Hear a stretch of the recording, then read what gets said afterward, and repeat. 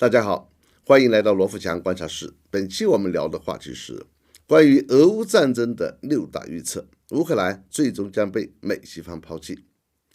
俄乌战争已经整整打了14个月，结果会是如何？我提出6大预测。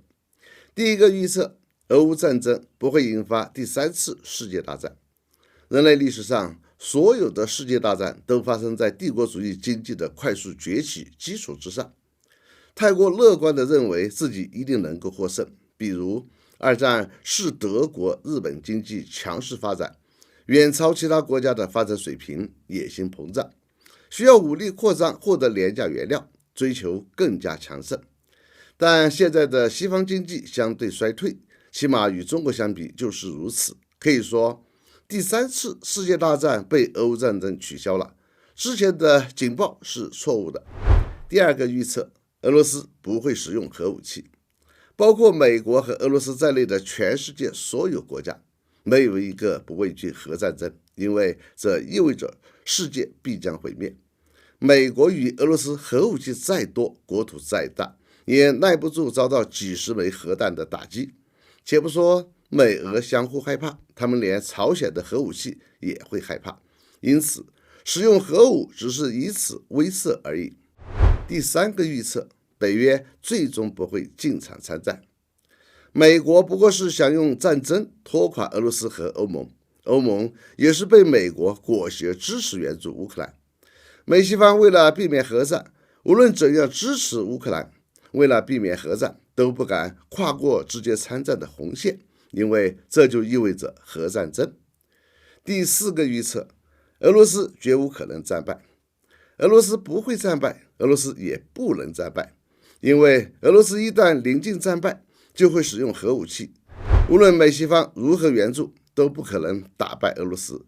俄罗斯战败仅有2个前提：一是北约全面参战，但这会引发核战争，因此欧盟国家不会同意北约参战；二是普京下台，但这种情况出现的概率接近0，这显然是美国事先没有分析到的。如果预见到了，美国就不会拱火战争并援助乌克兰了。现在继续援助，是因为已经骑虎难下。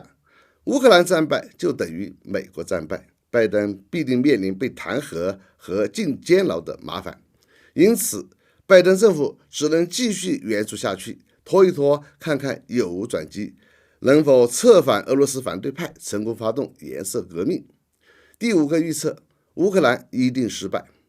其实现在的局面是乌克兰已经失败，这有3大标志：一是失去了大约12万平方公里的国土；二是国民经济已经瘫痪；三是包括兵员在内的战争潜力大部被消耗殆尽。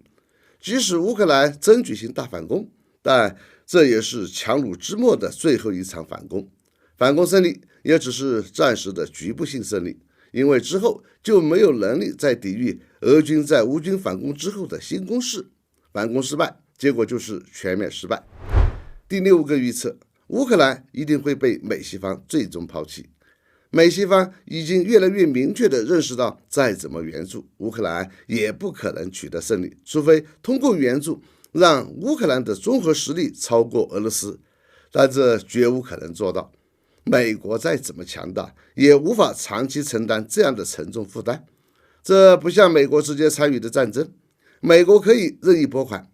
现在是共和党控制了众议院，不会支持拜登政府长期援助乌克兰，因此等待乌克兰的结局是迟早会被美国抛弃，而这一切可能是从欧盟率先减少甚至终止援助开始，然后是美国。就像美国最终抛弃阿富汗傀儡政府那样，美国在阿富汗可是投入了20年的援助和直接参战的资源，最终都会放弃，更何况乌克兰呢？如果你不同意这些判断，不妨请再看一遍，认真思考一下，或许会颠覆你的第一次看法。也欢迎各位留言发表高见。